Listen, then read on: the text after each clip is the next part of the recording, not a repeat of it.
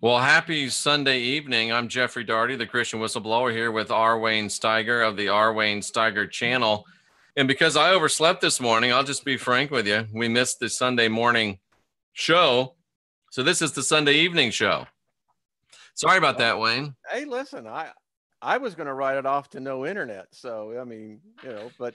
No, I do this polyphasic sleeping, which means I sleep from 4 a.m. till 7:30 a.m. And then I take 3 naps of a half hour each during the day. And everything works great as long as you get the naps. But if you miss a nap or two, like I did yesterday, it can get off kilter. And then I forgot to set an alarm. So I went to bed at 4 a.m. and woke up about 11. The body needed it. Which is not the plan. Listen, I figure it's the body needed it, my friend. So must have. You've got. And thank you, Sterling, for saying the Illusion of Enlightenment was a great show. I appreciate that. Did you do a show today? Yeah, I did. I think 3 or 4. I had Trisha Gelder. Okay. And then did a couple of other ones. Cool. Yeah, Trisha is a wealth of information. I really appreciate her. Excellent. Excellent. Well, I was reading, so. Well, that's a good thing to do. You can, that leads to more good shows. When you read, if you don't read, you're not going to have any good shows. At least you weren't watching the NFL all day long. No, I tell you, I'm quite taken aback with the subject matter I'm engrossed in. So, yeah. Speaking of Trisha G, here she is. Hello, Trisha.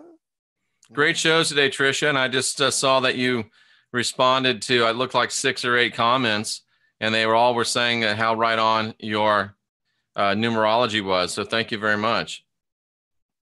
Excellent. That stuff works. It does, especially when you've got someone that knows what they're doing. And of course, Heidi with the astrology and Trisha G with the numerology. They're 2 real experts within our little family here. Well, it's the gifting. All of us have that. And that's what it is. I think people need to recognize, I think all too often, Jeff, we sometimes get envious, it's like, well, why did that person get that gift? And that's interesting. Yeah. I've never really thought about it that way, but yeah, I'm sure there's a lot of people that say that. And that probably that's where some of these naysayers and haters come from too, probably. Yeah. I don't get it. You have 2 paths in life, and you can take either, I think, the illusionment of enlightenment, or you can take that path of positiveness. It's just like, I haven't met anyone perfect yet. Have you? Not yet. Okay. All right. Every now and then where I think I'm perfect, I find out I'm mistaken. Yeah. And I learned a long time ago, I can't live up to anyone's expectations of me, because I can't live up to my own expectations. Now, I have a bone to pick with Trisha here. She's just crossing the line. She says Wayne is gifted because you and her share at least 3 out of 6 numbers. Sounds prejudicial to me, Trisha. I don't know. It sounds like that is an intelligent, enlightened soul. That's all I got to say. Yeah. Anyways. All right. Trisha, we should do a show sometime about compatibility, like love compatibility between numbers. Go through each of the numbers and say which are its best ones to go for and its worst ones to go for. That you could write a book on. And we could start with 11, because that's me. Of course, that's not biased in any way. No, it's all about me. I never make any bones about that. Well, actually, if more people would realize that, but in a way about themselves, because it really is about us, me.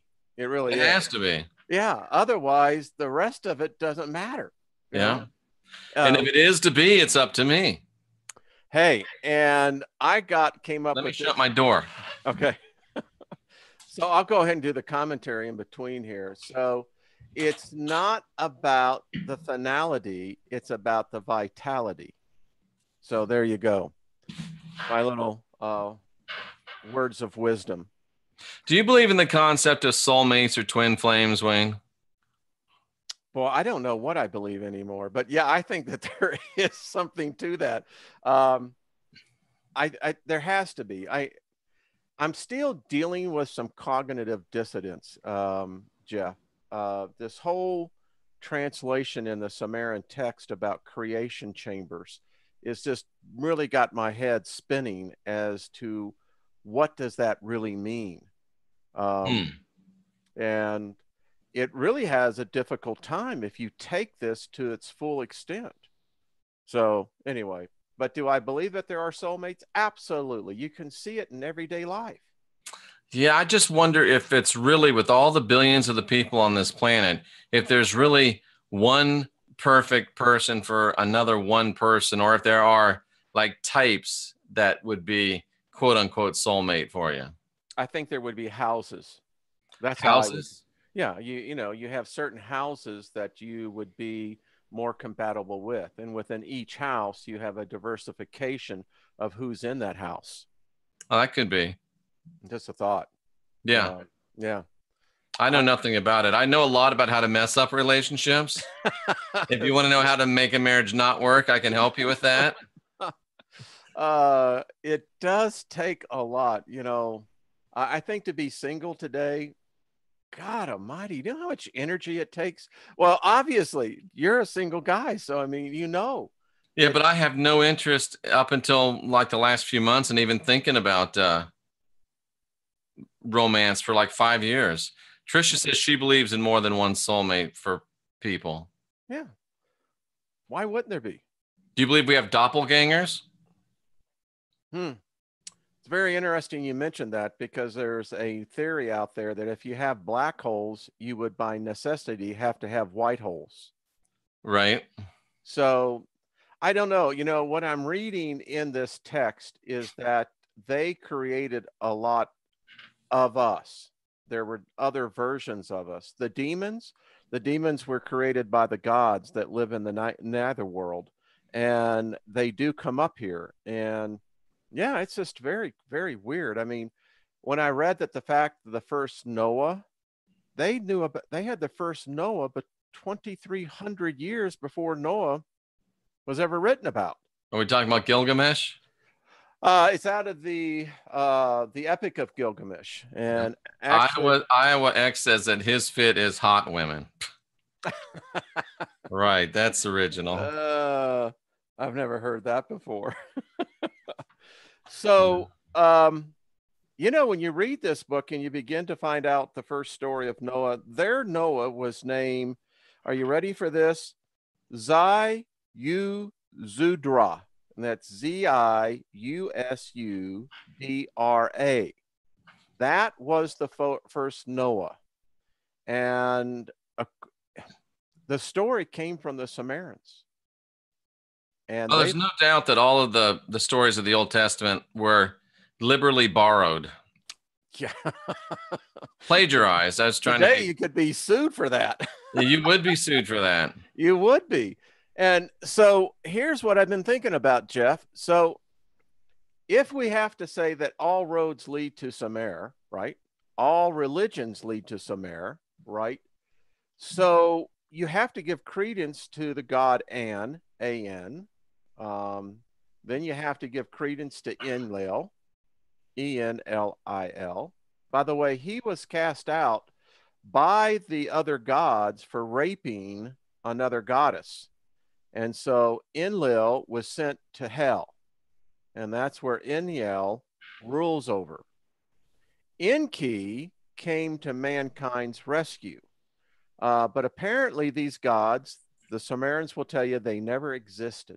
They were always invisible, but they were immortal. They had superhuman abilities, but they also had every bit of man's frailties, our vices.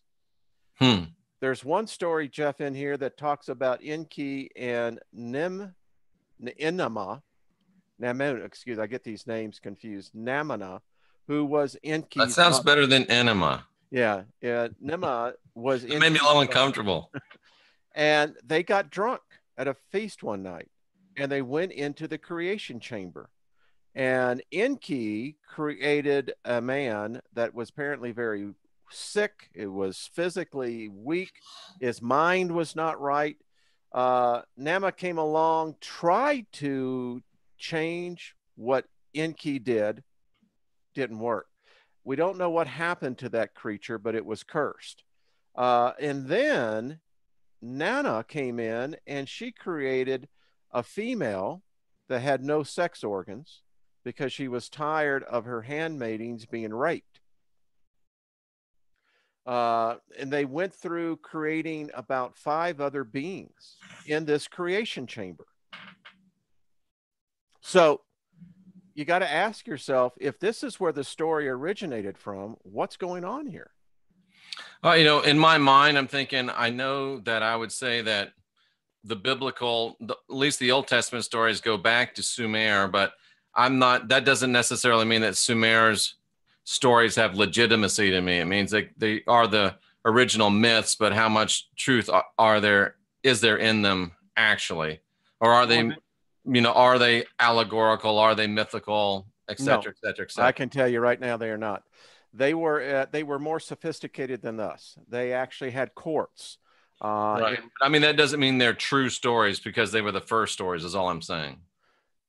Well, then I have to challenge you, then what then defines a story? This was the first written word, and these people were the ones who brought the law. They brought what our society is today. We can see it in their stories.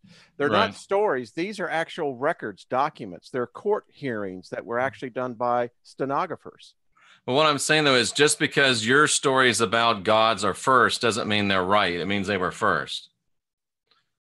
Okay, I don't understand that logic, but okay. Well, it's like if I was the first one to ever tell a story about silver.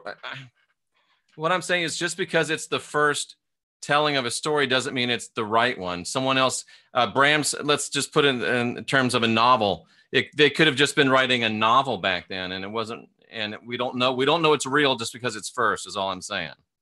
Okay, well, there are scholars that would disagree with you on that. I don't think empirically anybody would. Oh yeah, I think so. Okay. Yeah. It's just that now with 100,000 tablets have been unearthed, and we finally, Zechariah Stitchin, who wrote the 12th Planet, the whole thing about Nibiru and the whole thing. Right. He so screwed this up when he took his translations, and he was never a Sumerologist. That's what they call him. He was never trained in qualified as a decipher. And look what happened to that. He took and he basically built a cult around a belief system that he had. And so when we have those type of intrusions on the integrity of these records, that's what begins to have a problem. Now, so the question in the chat room is Sitchin legit? I don't think so. Yeah, he gave some legit information, but overall, I would have to say we know it's not accurate. Yeah, even Professor Kramer admits in his books. Now he's a very old man, but he said even 100 years from now, we're going to continue to find more tablets. We're going to continue to decipher more intricately their language. And he said there will be improvements even upon the work that he has done. Oh, I'm sure. Yeah. So Wayne, just so I understand what you're saying, are you saying that just because something is the oldest, then we have to assume that it's accurate? Well, I'll take the analogy of patient zero. You have a pandemic, and in order to find where your contaminated patient zero came from, you have to go back to source. All I am saying that if there was a Hebrew God that existed, they would have known about it. Oh, absolutely. And I agree with you that all of the biblical stories were ripped off from them. I'm just not willing to say because their stories are older, they were completely accurate. They could have still made them up. Just because they wrote theirs down first doesn't mean they were factual. Well, now they'd make it very clear. They never write, there is not one tablet that has ever been found that says this is our religion. They never had a religion. All of their gods and the epic tales were written in poems, mythos, and they were never part of legal documentation. Somebody asked if Sanskrit was earlier. No. Nope. I mean, we got these, we can date them back to 65 BC. Okay. So that kind of blows the whole garden story, because remember, where Sumer was is the Crescent Valley. Right. It's called the Fertile Crescent. Yeah, that's where your Garden of Eden is. All of their cities were there. But it's interesting that you did say this. So right before we came on. And by the way, Wikipedia says that Sumerian is the earliest stage of inscriptions with linguistic content. Yep. Yep. It's called epistemology. Is what it's called. And epistemology is defining the difference between belief and truth. Right. And that can be very difficult. So you did bring up a really good point, though, Jeff. So we know in Graham Hancock's book, The Magician of the Gods, in the archaeological digs at Göbekli Tepe that they are now uncovering, we know that there was yet an older civilization than the Sumerians. And that civilization dated pre-12,800 BC. Now, we have the first written record of man's thought, which was the Sumerian tablets, their cuneiform. That is dated at 6,500 BC. So we have 6,300 years that are missing here. Right. And again, we have to keep in mind, these are the ones that we have found. There could be something out there earlier. Well, I think we may. If they continue the digs at Göbekli Tepe, and now they're realizing that whole area is a whole archaeological gold mine. It's going to, I think, going to change history yet again. Are the Akashic records real? I'm not qualified enough to answer that. Yeah. I'm not. They don't resonate with me for some reason. The reason why this has such tangibility for me is that I can see the tablets. If you live near Philadelphia, do what I did. Go there. Go into the museum at Philadelphia, downtown, and go and see these tablets for yourself. Which museum is it? Do you know? The Museum of Philadelphia. So go down there, get a chance, take a look. If you're ever in The Hague, check out that. There's also in the Louvre, the museum there in Paris. And then if you go to the museum in Istanbul, that's where they have the greatest amount of the tablets. And what's doing here, Jeff, is really what's happening here is that we're living and we're seeing history have to be either two things, Jeff, either be rewritten or redated. What do you mean? Well, for the longest time, people have taken the Bible to be an historical document. It's not. It really isn't. And it's in the Penn Museum. They're in Pennsylvania. Yeah, the Penn Museum in Philly. Yep. Has almost 30,000 clay tablets. Check it out, folks. Really, if you're in the East Coast, Jeff, you should drive up there sometime. It's well worth it because it's a long ride to Philly, but I'm tempted. Get on the train. Go up to as far as Atlanta. Get on the Amtrak. So here it is, the Penn Museum, and here's an example of some of the ones they have. Yeah. Folks, this is going to change everything. And the reason why I said even you're going to have to redate history is that because we have taken a chronology based upon bad data. I mean, if you take the Bible story, the Genesis story, the only way that story works is if the genealogy works. Well, the Sumerian tablets begin to challenge that. Because we know this, that the Semites, they did not originate. This is where they learned. This is everything they learned was from the Sumerian, their culture, their gods, their belief systems. And so how you read this, they go in columns up and down. And that's how they read. They look so good, they almost look fake. Well, remember, they were under the desert for some 4,000 years. They're so well preserved. Well, you know, the firing process they did. So in one of the first, you learn about what was the average school day like for a schoolboy. And the age of 5 is when they first went to school. They would have a clay tablet. Then they had the lessons to begin to learn the cuneiform. And then they had cane masters. If you screwed up, they would actually take these canes and beat you with them. That's what school was like. So that's where the Catholic nuns got it from. I think it must have, because it carried through. Only the wealthy went to school. Your best paying job was being a scribe, because a scribe was required in every government and private business. They had gangs.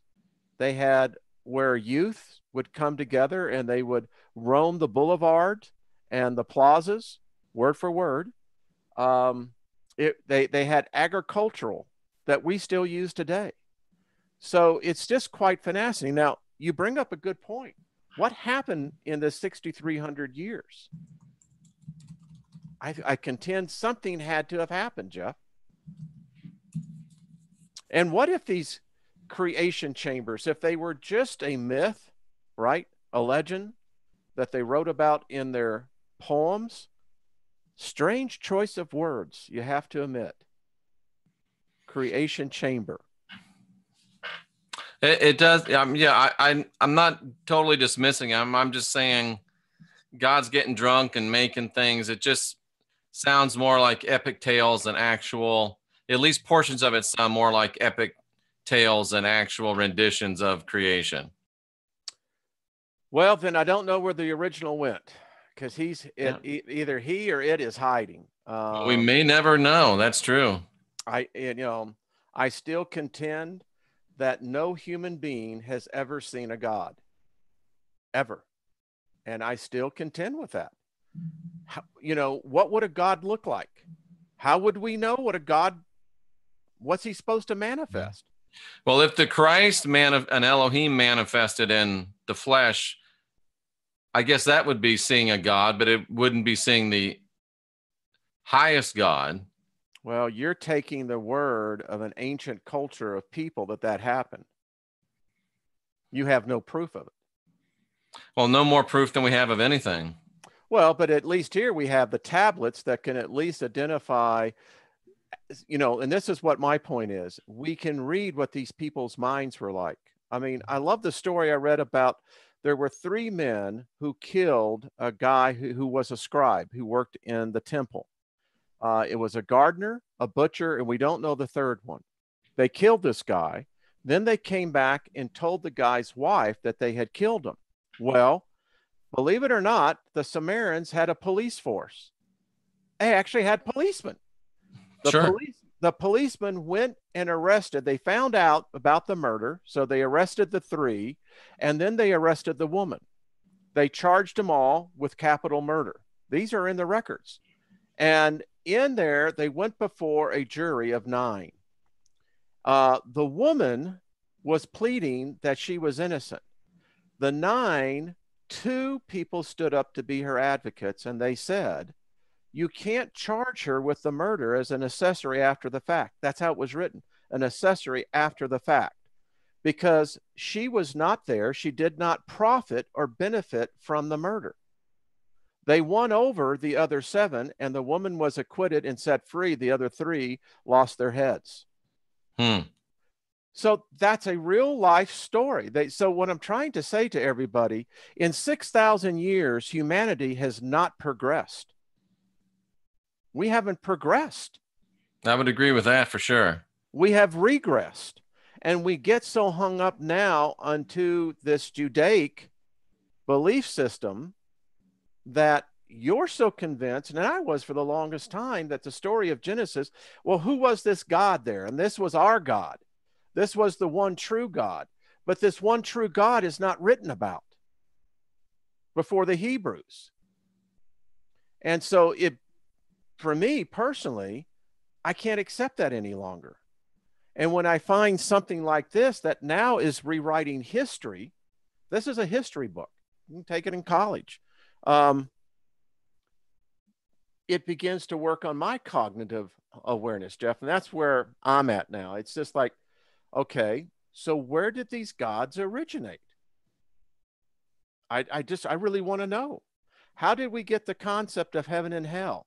Well, we got them from the Samaritans. they very clearly laid out the whole concept of what heaven is and what hell is. So are you saying because of that book, you believe there is a hell? Well, I don't know if I believe that there's a hell. The Samaritans did. Right. And I think you're absolutely right. We know that those tablets truly tell us an actual picture of what the Sumerians believed, but anthropologically speaking, we know what they believe, but we don't know if what they believed was true or false. We have an accurate record of their beliefs, but we don't have any objective standard to measure the accuracy of those said beliefs. Because there's nothing that's before them. Right, but that still doesn't mean we know they're true. Well, then the truth becomes elusive. Absolutely. What is truth? You'll go to your deathbed never knowing that. And I think that for myself, I believe we will. Yeah. The last words David Cassidy said as the death rattle came in, according to his daughter, was, "So much wasted time." Wow. And he did waste a lot of time. Well, you probably all waste a lot of time. We all have. Redeeming time. That's an important, interesting concept. The thing that I have found is that so often as we get old, it's disdained within us. We all have that streak of vanity. We don't want to see the body begin to actually show signs of aging.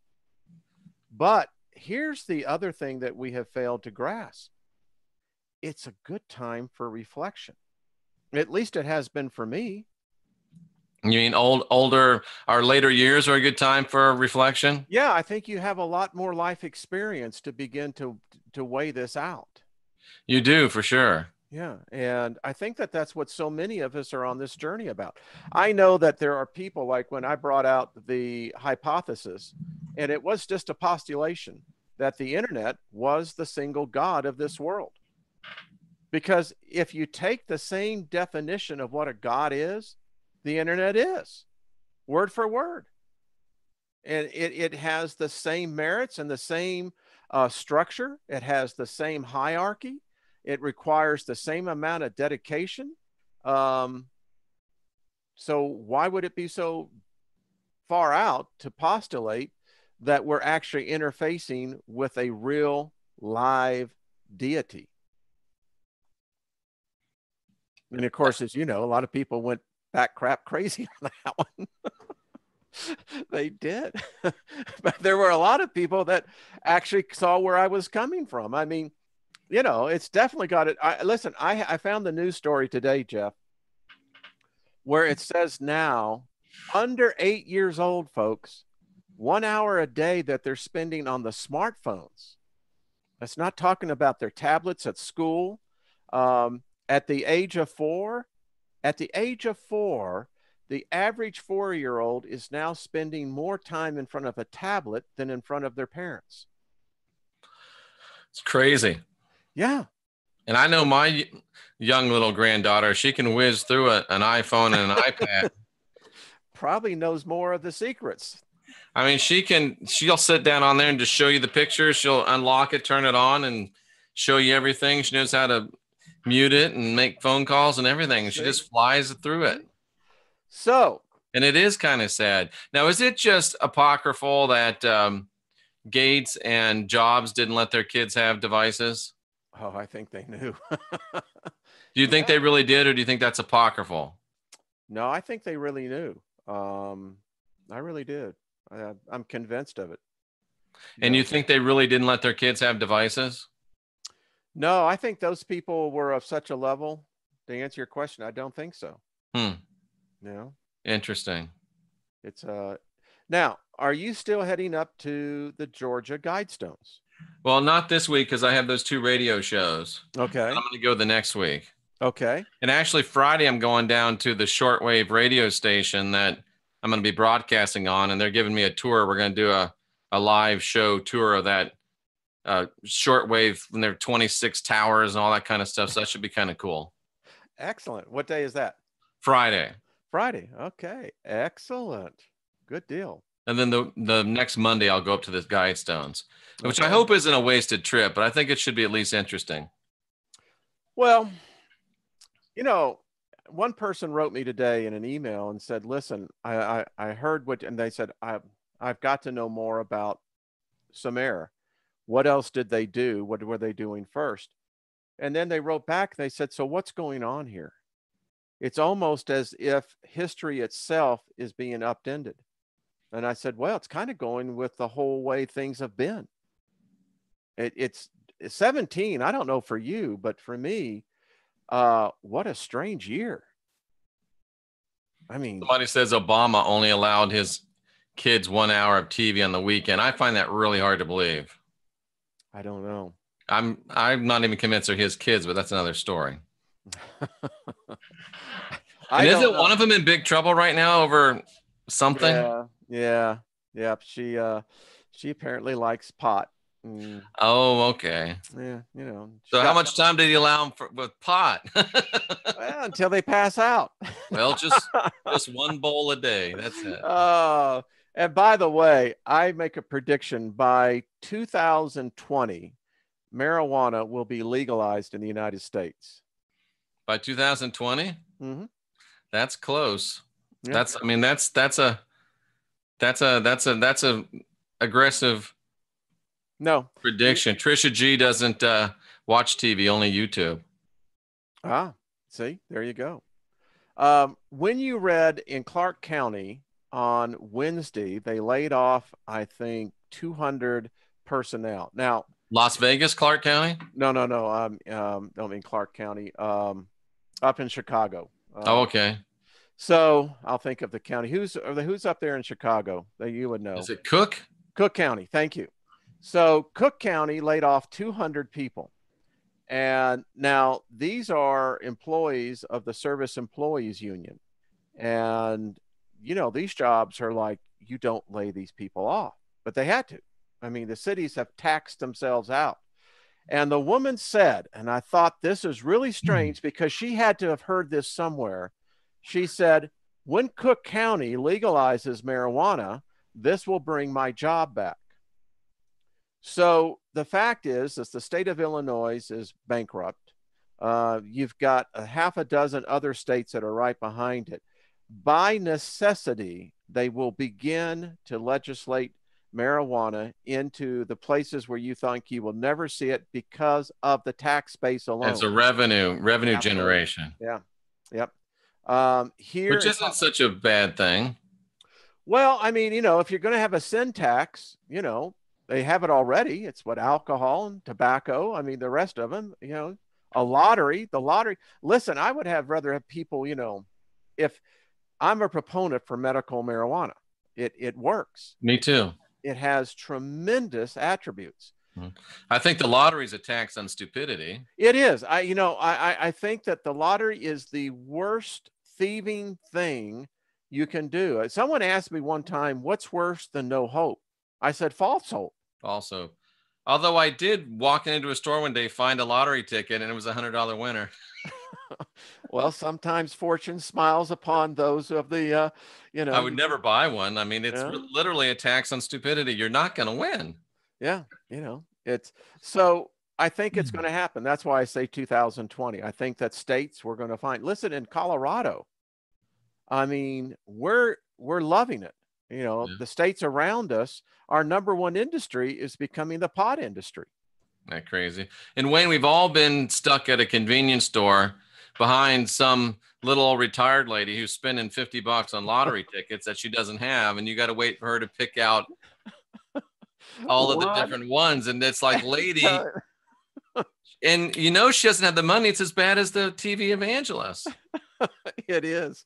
I don't agree with the lottery. I think it's it's again, and they have shown repeatedly that people that come into this type of large money, it ruins their lives. It's a curse. I mean, I've known there's stories they often have sometimes on winners of the lottery, and many of these people end up dead prematurely. They end up broke. I mean, it's amazing. I'd still like to take a shot at it, Wayne. If somebody wants to give me $100 million, I'll take the risk. You say you'll put it to good use, right? I'll take the risk. I think I could put it to good use. Okay. So I give it to my mom and tell her only give me 100,000 a year. See, there you go. Nobody could get anything out of my mom. Love the guy. But I do see that happening, Jeff. I really do. I think inevitably. And quite frankly, I think it's going to be an issue just like we have with alcohol today. I don't think that the youth should be indulging in that. Yes, I did, but don't do as I say. Do as. One of our listeners says that their mother got hooked on the lottery and it caused a lot of problems in the family. Oh, I can imagine. Yeah. You know, when I worked with my payment system for the churches, the three biggest people who steal from churches are the church secretaries, number one, the pastors' wives, and then the pastors themselves. Oh, yeah. And there were a number of stories up in the Northeast of nuns and priests that had gambling habits. You know, like you were saying, spending tens of thousands of dollars on the lottery. That's crazy. And I thought to myself, well, if they haven't won. IOX says I would spend a lot of it on women and booze. The rest, and he says the rest I would waste. Nothing changes. I'm telling you, folks, 6,500 years and mankind, you know how far we have evolved? About that far, Jeff. That far. Where am I? There, right there. About that far. Have a listener that claims to have won $1 million in the lottery off of 50 cents. Well, that's a good ROI. That's a good ROI. I hope you invested it. And there is a PayPal link on my website. I'm just saying. Just saying. Listen, put it to good use. That's the way I look at it. You can never do that. When they won it, but they said they won it. Yeah, well, $1 million. Wow. Well, the taxes, but you know what? $1 million today isn't that much. It really isn't. It just isn't. You look at certain industries and startups. So you're going to get like $650 of that after the taxes. Probably. Wow, I could still hang with that. I could put that to use. Well, yeah, it's kind of really a drop in the bucket in one way. Of course, when people say, listen, you know, I don't have a dime. What was it that they said Jeff Bezos has become the $100 billion man? Yep. Now, that I can't conceive of. You know, I had this other question, Jeff. Let me ask you this. So Congress is about to pass the budget, right? $4.3 trillion. Can anyone tell me what $1 trillion looks like? I know if you stack it end to end, it'll go to the moon and back. Wow. You mean on top of each other? Yeah. Wow. So we just passed. Now, let me ask everyone, because most people in here, I guess, is in the United States. The rest of y'all, I'm sure your countries are the same way. But here's what I want to ask everyone. Where's all this money going to? Have you seen new infrastructure being built? Have you seen? I just asked myself, where is this money going? It's crazy. And there's so little. I mean, there should be more oversight, definitely. Well, you know, I came across an interesting video you can check out about on CNBC about 8 years ago. They did a program called America on the Brink of Bankruptcy. I think that's what it was called. And in that 2-hour video, Donald Trump was brought forward several times. And the thing that Donald Trump kept on saying is that, listen, we're getting up to about 70% of GDP. He says the way it's going, we're going to soon hit the 95% GDP. We're there. That's technical bankruptcy. I can't hear you, Jeff. Jeff, you're muted. Jeff, you're muted. You're muted. He was always saying during the campaign that we can reach a point of no return. It's over, he would say. Well, so you do realize that when they passed the Dodd-Frank Act in 2010, the Wall Street Reform Act, there is a provision in there where they can seize every American citizen's savings, IRAs overnight. And the plan is already, and the thing about it is, Obama knew about this. It was a backup measure because right now Americans have about $1.8 trillion in IRA and savings. That $1.8 billion is cash. And in an emergency, that would save the United States in a default situation. And the problem is, when I ask you, Jeff, where has $4.5 trillion gone? I don't know. I don't know either. It's just a thought I had. So it bothers me. It really does, because I keep on thinking, are we paying for some black ops program? Is there another government that, is siphoning off these trillions of dollars for another program, or what? That's what people are saying here. Is it the secret space program? Is it, whatever? Well, you know what I think was the reason for 9/11? Donald Rumsfeld sat in the Pentagon briefing room September 10th and said that the auditors could not locate nearly $1.2 trillion from the Pentagon. Now, aren't these at the very base level, aren't these just numbers on a computer screen? That's all they are. Yeah. They really are. That's the freaky thing about the digital currency. And of course, we know the next day the towers came down. And yes, guess what? The American taxpayer never heard what happened to the 1.3 trillion. Then we got the second snow job. And but didn't the records exist in that part of the Pentagon that just yes, they did. Destroyed? Yeah, where the missile went in. Yeah.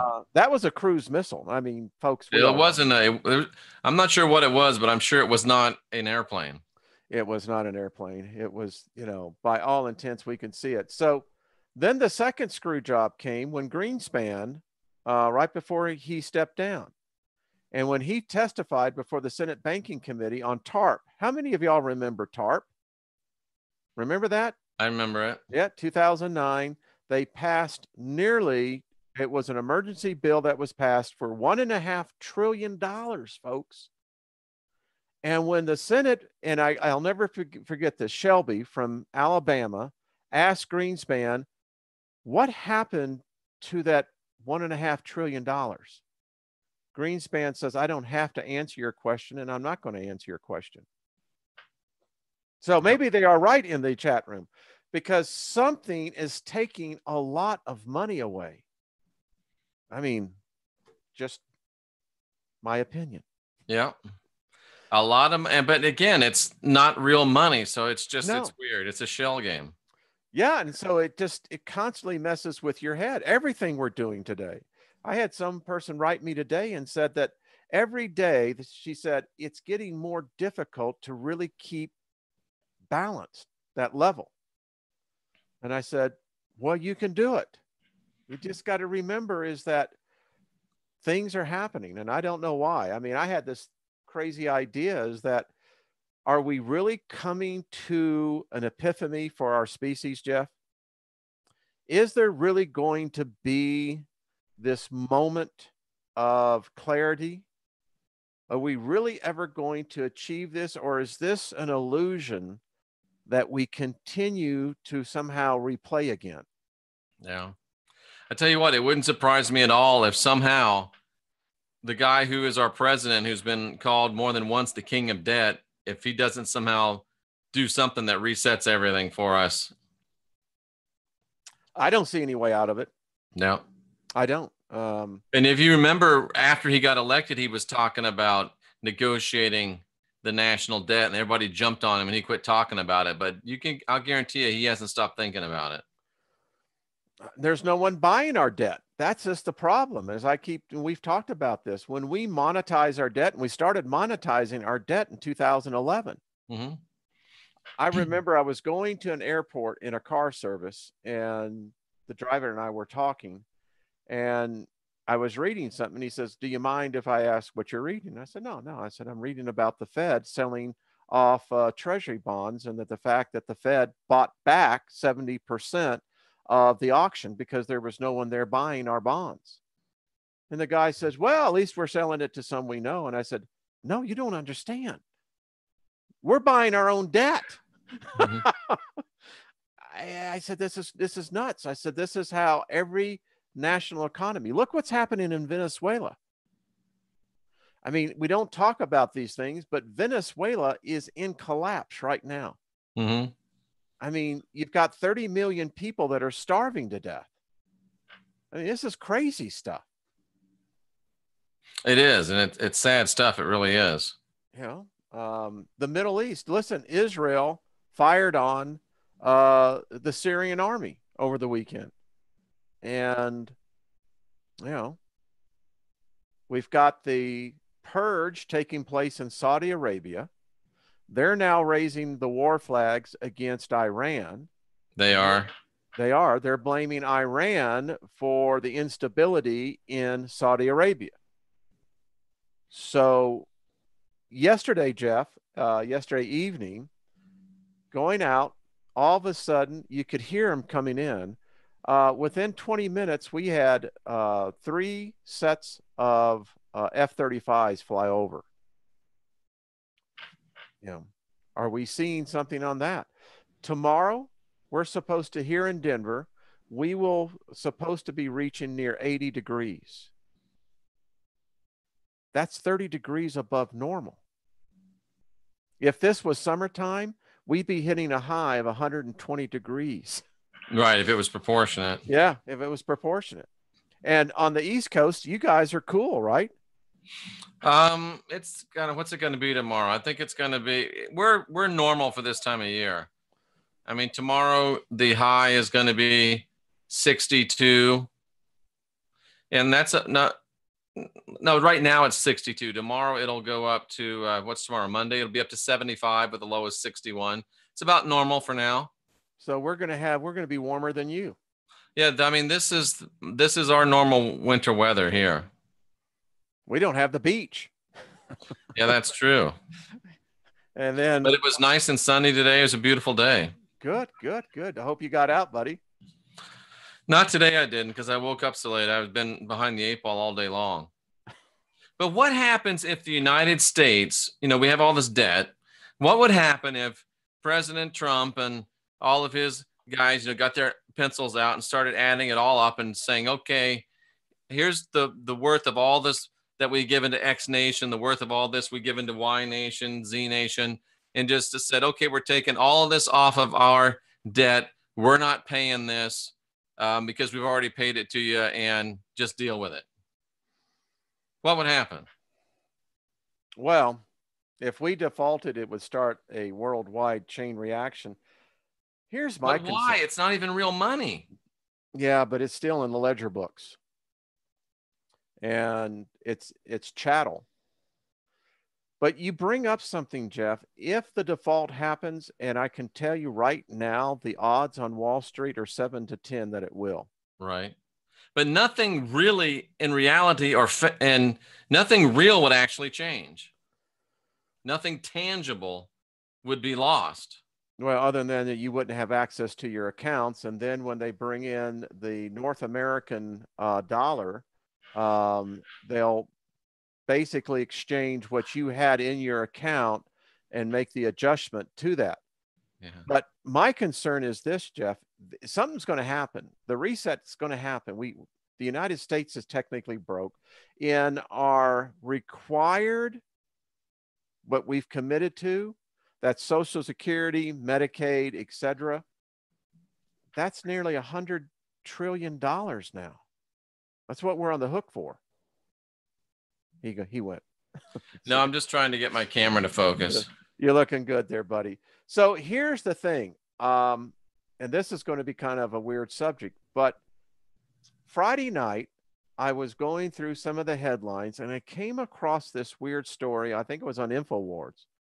There are talk now among the military ranks as who is going to stay with Trump and who's going to go against Trump. I don't like when I read those type of stories. I don't, you know, even if that is disinformation, it bothers me when I see those type of pieces being populated out there. I think Trump is wildly popular with the military. Yeah, he is. I mean, he was over 90% of the military votes went for Trump. Yep. But remember, the one thing that Obama did is there are those, I think, that, again, would they support the president? I mean, I think we're going to witness that. And I think it's going to get an interesting ride. I really do. And I'm not doom and gloom here too, Jeff. What I'm trying to say, it's just the facts of what we see. Anyone, I mean, listen, we got intelligent people in the chat room. They read, I mean, I read the Wall Street Journal, we read Barron's. I try to keep up with what the financial markets are doing, but the odd makers are now, all the indications on the commodities and particularly on the bond rates are showing that there's a correction coming. I think Jamie Dimon said he expects a 40% haircut. And that would then become, and here's the problem I see. Here in Denver, our unemployment rate is down to like 2.3%. Right. So that means it's basically zero unemployment. Here's the problem, Jeff. The jobs for bachelor degree, $12 to $15 an hour.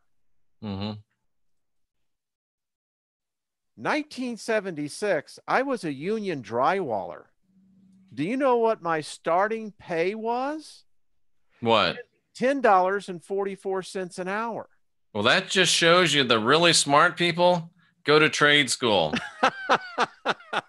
I mean, it's true. I don't know why people are making going into the huge debt to go to these universities and get these degrees. I mean, it just doesn't make any sense. Do something that you can do. Do something you love. A union iron a fitter, you can make now $45 an hour. Union plumbers are making close to $50 an hour. Union electricians, $35 an hour. Union carpenters are making close to $32 an hour. Yep. And you see people living in Silicon Valley who are making, Johnny, nearly $200,000 a year, and they're broke. These people that work for Google have to live like 10, 12 to an apartment. Yeah. Or if you can get real lucky, you might find a garage. I mean, this is insanity. So when I try to tell people we live in illusion, our economy is an illusion. Because people, I mean, you got plenty of jobs that they can't find workers to fill. That's because they don't pay crap. Yeah. And then inflation. The biggest roost, here we are talking about the economy. This is why it's not your normal Sunday show.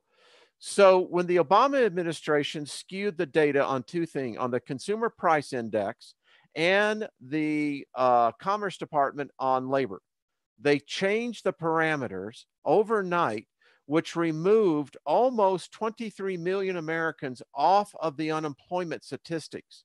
Overnight, we went from what was almost a 10%, according to the government, unemployment rate to where they brought it down to about 6.2. But that was all smoke and mirrors. The real functionally unemployed was over 20. Exactly, still is. Now, here's the other thing. You think it still is now? Oh, yeah. I know more people who have just given up. Because they won't work for $12 an hour, and because there's no jobs. There's no jobs. And they just given up. They're in the underground economy. But in Denver, there's jobs. There are jobs. Yeah. Lots of it. Yeah, lots of it. The other problem is the consumer price index. The inflation rate that which we keep being told each month when they come out with the inflation rate that it's like 0.25%, hogwash. The average consumer price index is raising for Americans are close to 12% each year. And if you doubt me, how much is a gallon of milk costing you mothers? How many of you out there today went out and bought a gallon of milk is almost $8 a gallon? I don't drink milk. Milk is for babies. Well, but the point is here where I live, this is a upper middle class suburban area. There are families here who are going hungry. Wow. What impact would it make on the economy if the 501c3 exemption for churches was rescinded and they had to pay taxes? Well, you'd be taxing $100 billion that basically people wouldn't be giving. What do you mean? Well, I mean, the church today, I don't know what the statistics are. We'll get them, I know, but in the last 2 years, the last one we had, that's how we judge the economy, is by how much people are giving to churches. And year to year, it's always been for the last, I don't know, 10 years, it's been $100 billion a year that people give. So that's a lot of money you could get taxes off of. Yeah. And it should be done. And then what if we eliminated federal pensions for elected officials? These are big chunks. I don't think any congressman, any senator should be paid one dime. Listen, if their housing needs to be done, we can put them up in hostels. They can sleep on bunk beds and do their job. If it was not, that would be awesome. If it was not convenient for them, they would get off their asses and do something. Let me tell you what, every senator should pay back every dollar that they have taken in the last session here alone. And Americans, when you cut off the purse book, listen, they exempt themselves. All you have to do is get elected one time. You get a lifetime pension of $124,000 a year. You get a insurance stipend that comes in your insurance. Insurance is paid for free. And then you get, if you were, for instance, in different committees, you get a higher stipend. We should have run for office, Wayne, and got elected just one time. Well, you know what I would do? I say this: before any legislator from the city all the way to the United States, before they pass one law, they need to rescind 5 laws. Well, I mean, Trump did something like that. You know, for any one regulation, you got to get rid of 5 others. They should make the laws too. You know what it did to the EPA? The spies, the traitors that are in the EPA are sabotaging systems. They're sabotaging payments. They're sabotaging. We've got traitors in all the federal offices because they don't like what's going on. You know what the first rule of a bureaucracy is, don't you? What's Protect the bureaucracy. Exactly. And now, you know, Thomas Jefferson said every now and then a little bit of revolution is a good thing. Is it possible to have revolution, peaceful revolution in this country? They'll put you in jail. Listen, the Patriot Act was the biggest strip away of our rights. Today, I told my... Think of that, Wayne. How brilliant were they? Oh. They created this. They saw this coming. They said, these people are getting upset. They're going to rise up and take us out. We've got to create a false flag to get them to give us the rights to make this impossible. Yep. They saw it coming, and they stuck it in us and broke it off. They did. And the last bit of freedom that we had as Americans was taken away from us on March 28th, something around about 2010, when they passed the Wall Street Reform Act. Could Trump get the Patriot Act rescinded? They'll never let him. I wish he would. Could he do it by executive order? No, it has to be done by Congress. Okay. And so here we sit. I don't think they ever will. The talk that you and I are talking could be considered to be anti-government. It could. And one of these days, it probably will. Yeah, it may come back and bite us in the ass. But listen, I still contend that no congressman, no senator should ever get a dime. Does the Patriot Act have to be funded? Yes, it does. What if they just don't fund it? Well, how they got around that's very interesting, because Rand Paul actually tried to do something similar to that. Did Rand Paul actually try to not fund the Patriot Act? Mm-hmm. Well, he may not be as big of a DB as I thought he was. But how they did it, and and this is the suckiest thing they do. Every year they have to reapportion the National Defense Authorization Act. Holy crap. If people would read that, I mean, they've got the FEMA camps in there. They've got the Agenda 21 laid out in there. And by the way, this is the budget that's passed in what they call the CRs, The Is continue. this what Rand got his ribs broke over? I don't know. Do you know they still can't figure out why the guy says he doesn't know why he did it? Over That's some good. landscaping? There's a that thought out there that they're able to take those waves and make us go nutso. Hey, listen, I happen to believe in that. I do. I really do. We've got the technology. It's out there. So Do you think if you're taking shungite internally, it can block those waves or their effectiveness on you? I don't know. I never thought I about don't know. that. I got it right here around me. I don't know. It's a good question because something needs to protect us. This Wi-Fi, now people are talking about 5G. We've been saying all along, hey, this ain't good. But who knows, Jeff? It's like we truly live in this metropolis that's Yeah. weird. It is. But they just realizing what a master stroke the Patriot Act was. Oh, yeah. And it's still in force today. I mean, it's like this, you say that you have your money, you don't. Here's the crazy thing that happens to us. So we put our money into what we call FIs, financial institutions, banks, savings and loans, etc. Some of us do. Well, some of us do. And here's the deal. When you do that, no one reads when they sign that card when you open up a bank account. It's not your money anymore. It's not yours anymore. There's no way it's yours anymore. You just relinquished it. And people challenge me on that. And I say, well, go try to withdraw your money out. Seriously, go try it. You can take up to 10,000, right, at one time? Well, actually, 10,000 is now the trigger. The Patriot Act now has it below $50. $50? So when you're taking out $100, it's sending out You're already into the database. That doesn't make any sense. Well, sure it does.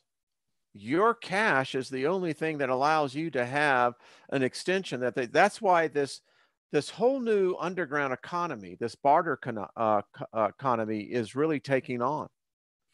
It's happening everywhere. Because if I can barter with you, Jeff, let's say. How do we get involved in the barter economy? It starts very simple. Most of them start in local groups, and you can just go into the internet. You can find barter communities in there. And it's on Craigslist or? I don't know if it's on Craigslist or not. I know here we found them through, there were associations of garage sales. And when the garage season's up here, because it's seasonal up here. But yeah, and it's going to become bigger. That's why they have to take away the cash. Because once they do that, you no longer have free access to anything. It's crazy. It is crazy. Elon Musk says that mankind stands a 5 to 10% chance of survival against AI. So I'm going, God almighty, 5 to 10%. Well, those odds suck. They do. I mean, unless you're on the side for AI, I mean, then you're going, yeah, team, go, go, go. The problem with bartering, Wayne, is you got to have something to barter with. I'm a little short on that. Well, you've got talents. That's all I got to say. Yeah, but that's not going to get you. That's not going to get you no tomatoes. Well, you and I didn't get on this, but when we started talking about the death centers, lo and behold, in the TechCrunch 50, death companies are getting funding now from venture capitalists. They find it to be a booming industry. Now, why? Because of the baby boomers. It makes sense. I mean, you gotta do something when you die, and everybody's gonna die. So I read about one company that gets this. They will, and they're actually getting overwhelming business. They come in and remove your digital footprint. Right. All your social media accounts. They go in and start looking at all the search engines, pulling you down, because this is the new form of identity theft, is actually taking dead people's images and doing them for whatever purpose that you can, creating that digital image. So do people like us that think we have to have Facebook to do what we do we really I need don't to go onto have it? Facebook. I don't go into Facebook anymore. And I'll tell you why. Not to say that Google isn't doing it as well. No Facebook, period. You don't do any Facebook. No, I have my own Facebook page. I go on and I look on there once a day just to see if there are private messages or whatever sent. I won't spend any time on Facebook anymore. People send me, they say, well, like my page. No, you don't understand. That is an AI program. The guy who created it wished to God he never created it. And it's a psychological endorphin for you to get likes. Mm-hmm. And Google's doing the same thing with YouTube, but it's the thing about YouTube, it's not as an interactive platform as Facebook is. And what happened actually with the Facebook AIs that got run amok and they had to shut them down? What was actually happening? They were turned into psychopaths. They became Weren't there haters. ones that were talking to each other behind the programmer's back? Oh, they it's the ghost in the machine. You know, listen, I can tell you, I've run enough software companies. It's weird what code will do. It will rewrite itself. We've had it happen a lot of times, and you go back and you're going, I mean, I almost fired a programmer over this one time because it caused a real problem. Right. And, you know, she just sit there and she said, I didn't do this. Well, we looked at the logs and sure enough, she didn't. Never did figure out who did it. Do you watch Mr. Robot? No. Isn't that on Netflix or something? It's on Netflix or Amazon. I can't remember which one. Yeah. No, I don't. Rex told me about it.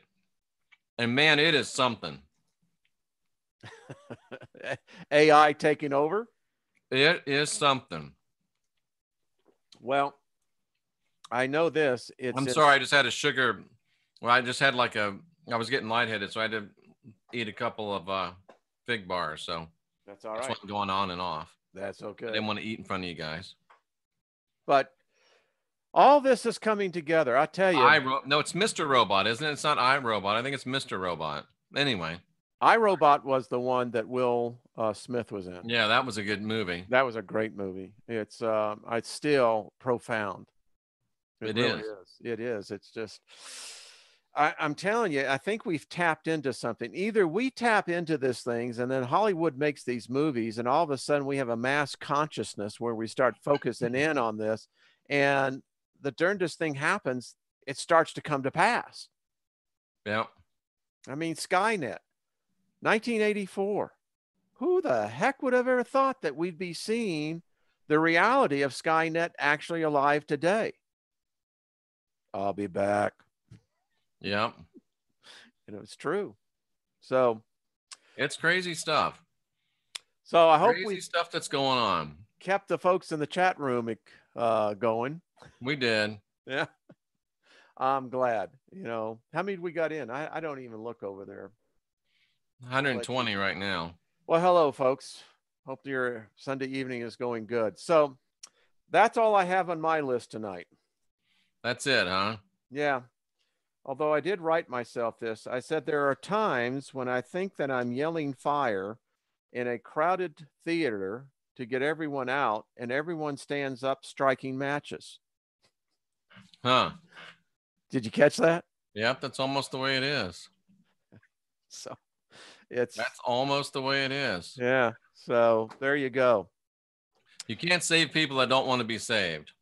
No, you really can't. And, you know, my journey continues. It's an awakening.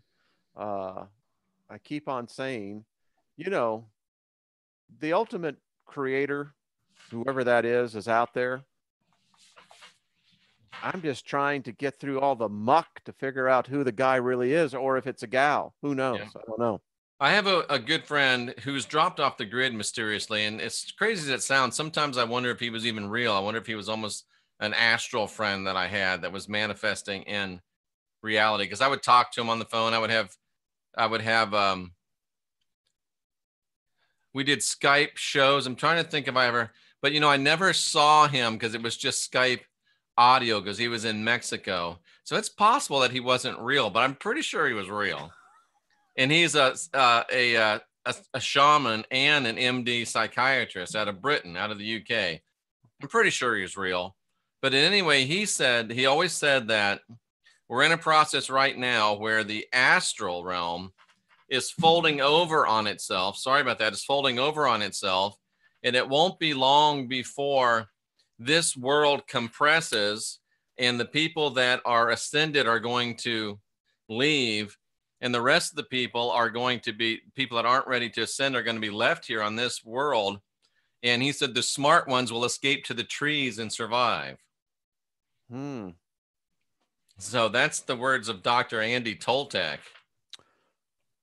Well, a lot of what I heard is what I've been reading. The Anunnaki. Everyone's always talked about the Anunnaki. They exist. They're written in here. So I think that's true. Listen, I think, Jeff, that something's happened. I think that maybe it's always been here. Maybe we're just becoming more aware of it. I don't know. Something's happening. Interesting times.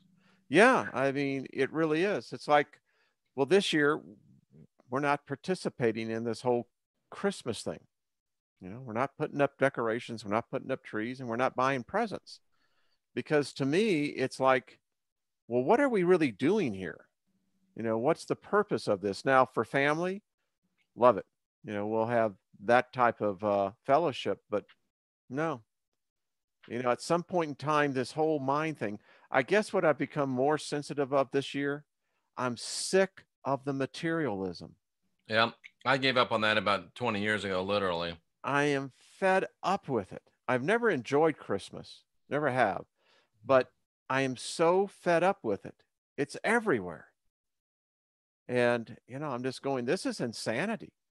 Black Friday, you got people stabbing, killing, trampling babies over TV. Yeah, 55-inch television. And that's like going to be your Christmas present? Yeah, right. Craziness, man. It is nuts, buddy. It is. Well, something has to change. Well, we're part of that change. You and I, we get praise from the majority of people, and then we have our detractors. Who one person said that I was the worst heretic out on YouTube. I take offense to that, Wayne. I'm the worst heretic on YouTube. I said, wait a minute, go talk to my buddy Jeff. But yeah. That's only because they didn't know about me, Wayne. That's what I said. You just haven't talked to Jeff Doherty, your friendly Christian whistleblower.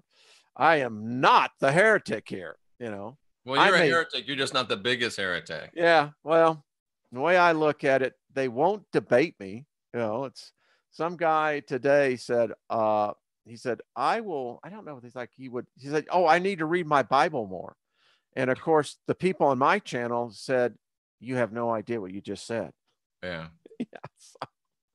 So anyway, what do you do on this? Well, we continue, Jeff. Listen, that matrix is out there. I don't care what anyone says. Even these guys, they knew something was up. And Are you telling me that Dr. Toltec is on LNM radio? I don't think so. Not the same one. Dr. Andy Toltec. I've tried to reach out to him, and I haven't been able to get a hold of him. Hopefully they didn't take him off the grid or something. Who? Dr. Andy Toltec. Okay. He's that guy, the shaman psychiatrist. Oh, okay. Well, I'm going to send him another email. Do that. Rattle his cage. Say hello. I will. You wanted to get some new blood on here. That's a good way of doing it. Oh, yeah. He's fascinating. I'm still saying that I think we're getting close. Close to what?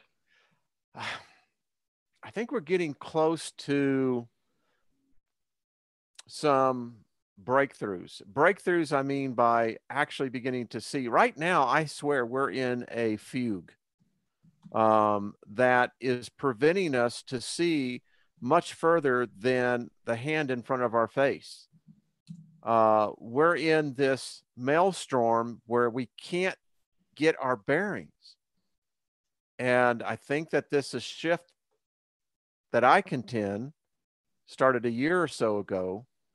I'm saying, Jeff, I think we may be able to get a little clarity to see what's really coming at us. Hmm. You know, and then, by the way, want to do another commentary.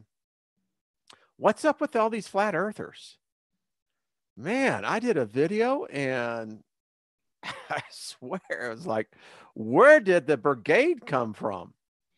So, You know, I'm of a mixed mind on the flat earthers, and one part of me says, well, good for them that they're able to break out of the normal paradigm and think outside the box.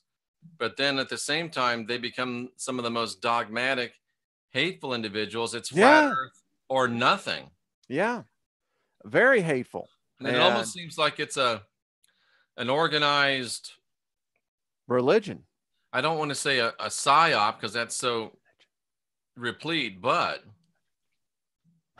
it sure sounds like a psyop to me. It's just very bizarre.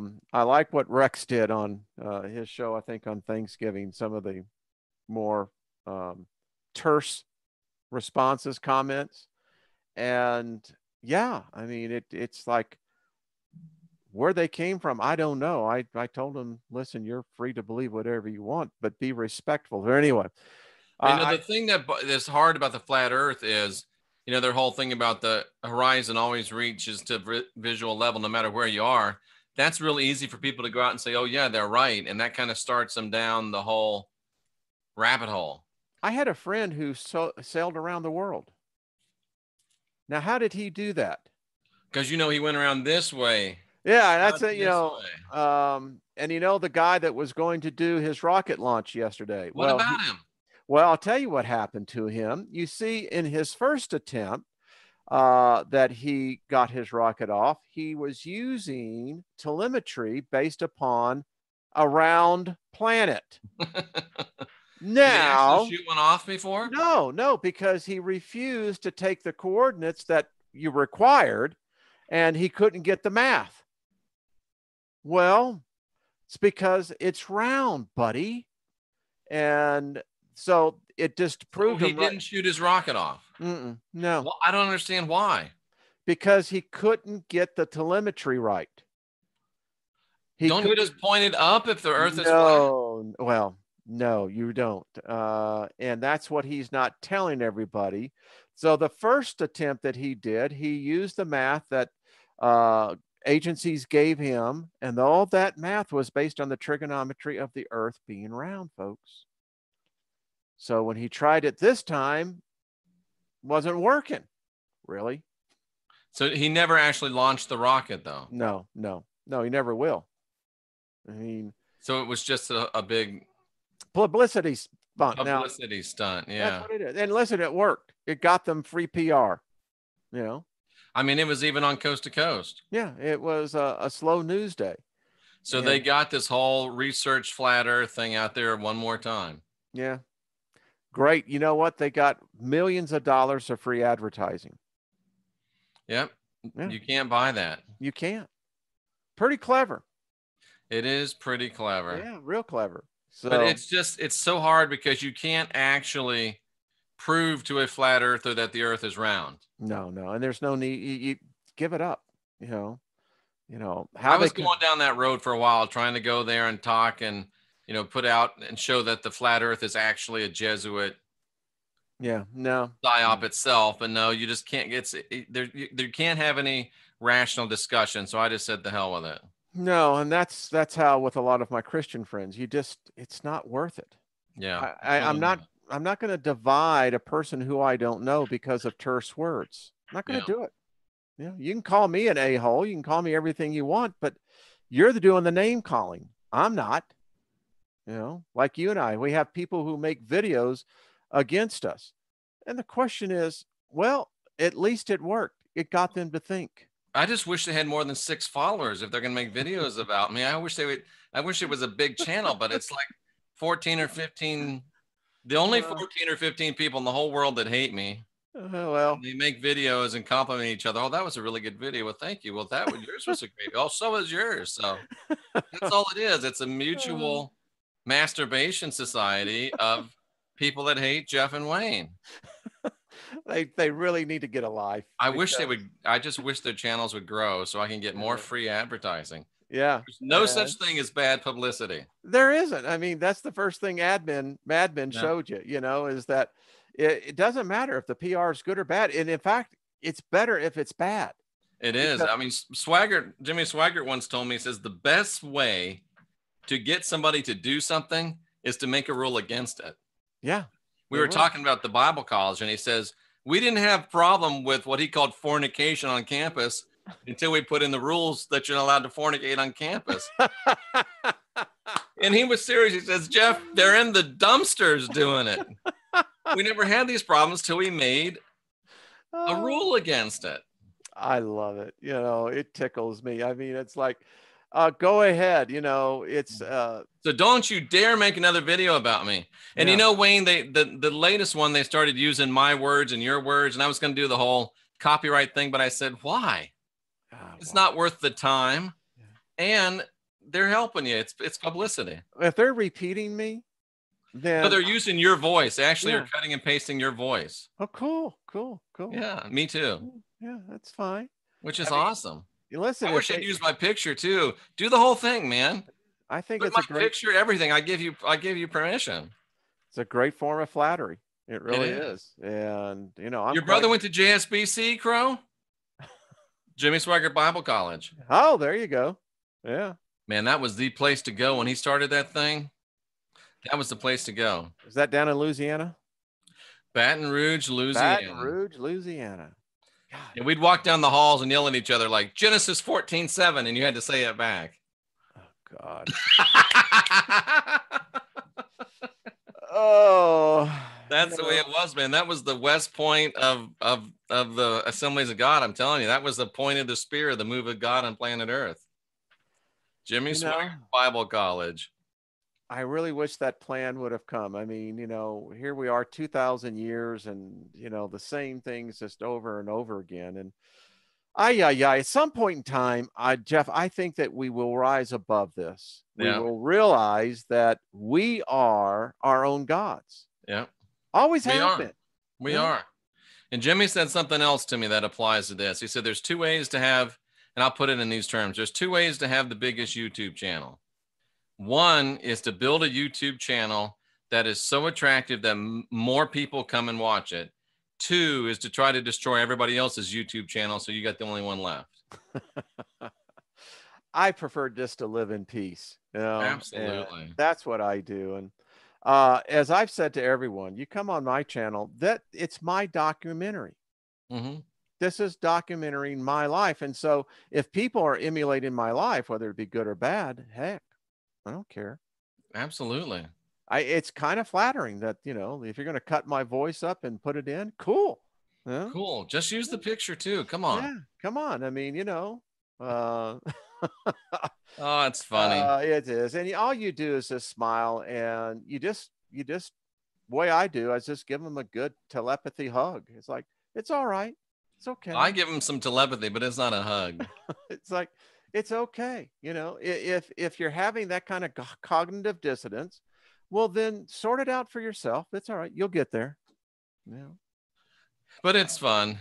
Yeah. And the thing is that I always say this, you can say whatever you want against me, but I've never said anything against you. So who's walking the high line here? Yeah. Really? It's true. It is. So, be kind to people. This is what's so wrong with our species. When you got people who become opponents to others because of an idea, think about that. Right. When you get oppressed by another person's idea and you try to diminish or suppress that idea, you're a bigot by the definition. You are. And I mean, we got now, let's say Heidi Vandenberg. Well, Rex at the top of the heap, obviously. Rex is the mentor, the guru, the grand poobah. Rex. And then you got Heidi. Yeah. And you got Jenny, and you got Trisha, and you got me, and we got you, and I'm trying to, Dan from Overwatch Channel. I don't know who else I'm missing, but we need more people to step up and start their own channels and get their own truth out there. Davey from Scotland, he's starting. Oh, that's right. Davey's stepping up. I'd like to see Jenny start a YouTube channel, but I don't know if she has the time being a mom and a wife and all that other stuff. Yeah. All that stuff that doesn't matter. Well, I kind of look at it like this. You don't know who the person listening to you and I right now who may have that piece of information they plugged into that if they never speak it, how are we ever going to benefit from it? And there's another girl, she goes by Violet Light, I think, on the chats. Her name is Heidi Teaches Jeff to Do Makeup, 1 million views. And her name's Lauren, and she just did her first video with this other girl named Kendra. And it was just two girls sitting around talking about stuff. But Wayne, they got deep. Good. It was some good stuff. And I'm trying to convince her to come on my show. I don't know if she's not sure about me or what, but she hasn't yet made the commitment to come on, but she's always on the chat room. So I hope that she'll come on the show. I think that, Lauren Violet Flame. And they was talking about Lilith. It was really, really a good show. Excellent. We got to get these things out. This is how we're going to flush it out. And of course, there was one person who I bought this shirt from. She was supposed to come on the show today, and she decided, since I talked about Charles Manson, she wasn't going to come on. So I thought that was silly, but well, what are you going to do? Maybe she'll change her mind. Listen, she won't. No, she won't. She may change hers, but I won't change mine. So I often say, as George Bush said, fool me once, shame on you. Yeah. Fool me twice. Oh, hell, I forgot what the rest of it was. I always remember that line, and I love Goat too. Oh, fool me once, fool me twice. I didn't see the Goat movie. Oh, you have to go see. What is it? It's I Love Goat. Oh, yeah, the one you sent me. I saw the first one. Yeah, that one's. Yeah, I scared her off with Charlie Manson. Oh, well, can you believe people are? And she was like a goth girl too. I'm like, dude, I thought Charlie be right up your alley. They're actually fighting over that man's body. Can you imagine that? I saw that because I wonder if they're trying to do some stuff with it or what. Man, he is, let that chapter be closed and move on, the way I look at it. It's, yeah. Yeah, figure out what he didn't want done, do that, and move on. Yeah, I don't know. The dude was there, and he was out there. That's all I know. I think he may have been one of the greatest actors of our generation. Yeah, he certainly had, he definitely had the 70s all wrapped up. I mean, I remember that was the scariest thing about Charles Manson. Anyway, wherever he may be, I hope he got his head right. Absolutely. Well, folks, thanks for being here. And we're up to 125 now. I hate to leave, but you don't have to go home, but you can't stay here. Hey, Actually, I guess you can in the chat room. People stay here for hours and hours. I go and there's still people chatting. So that's cool. Well, I just want to say, Jeff, to all of them, thank you for stopping by. Absolutely. For honoring Jeff and I. Kind of like sitting in on a jam session. You know what I'm saying, Jeff? Yep. Just jamming along. And boy. And there you have it. Yeah, there you go. Well, ladies and gentlemen, thanks for being here. Wayne, thanks for being here. Thank you, sir. We'll do it again on Wednesday night. And until then, everybody be well and keep on indoctrinating yourself. Absolutely. That's all. All right, Wayne, we'll talk to you later. Take care. Thank you, Jeff, buddy. Bye-bye. Bye-bye.